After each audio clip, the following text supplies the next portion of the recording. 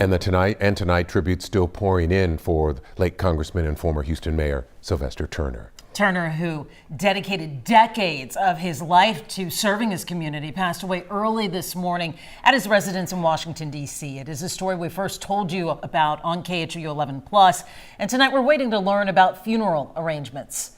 Right now, though, flags have been lowered to half-staff at Houston City Hall, a mark of respect for Turner's service. Flags are also lowered across the state, ordered by Governor Greg Abbott. They will fly at half-staff until Saturday, except in Harris County. Harris County Judge Alina Hidalgo has ordered they stay lowered through Turner's final internment. One of Congressman Turner's final acts was attending President Trump's address to a joint session of Congress last night. Turner brought a special guest from his district. Her name is Angela Hernandez, whose young daughter, Baisley, has a rare genetic disorder and relies on Medicaid for treatment. Matt Doherty spoke with Angela tonight and joins us in the studio. Matt? Although Angela Hernandez only met the former mayor one time, he left an impression on her that she will never forget. He was fierce when it comes to advocating for Baisley and for other families like ours. But behind the scenes, he was very humble and down to earth. Last night, Angela Hernandez met Congressman Sylvester-Turner for the first and last time. She was invited to be his guest to the president's speech before Congress. She was one of his constituents and also the face of a family that relies on Medicaid to survive.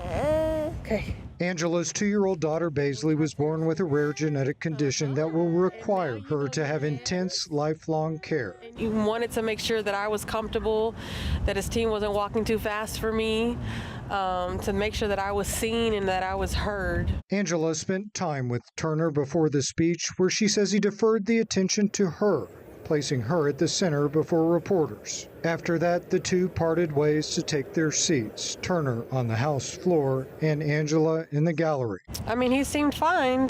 By the end of the night, he was a little tired, but we all were. It was a very long day. After the speech, Angela says she didn't see the congressman again, and she went to her hotel for the night. This morning, she got the call from Turner's staff. This team was going to pick me up to take me to the airport, so I thought it was in regards to that. But instead, they had sad news to share. Initially, I was in shock, but then extremely emotional, because the last thing he was doing was making sure that Baisley's story got told. And so I felt incredibly honored that even in his last moments, he was still fighting.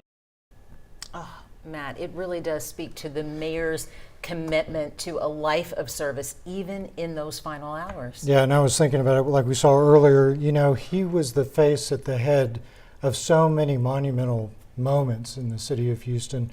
Hurricane Harvey, COVID, every storm in between. I mean, he was there. Yeah, he was awfully proud of guiding the city through those very difficult times over the years. And guiding individuals. All right, for sure. Matt, thank you very much. We also heard from Governor Greg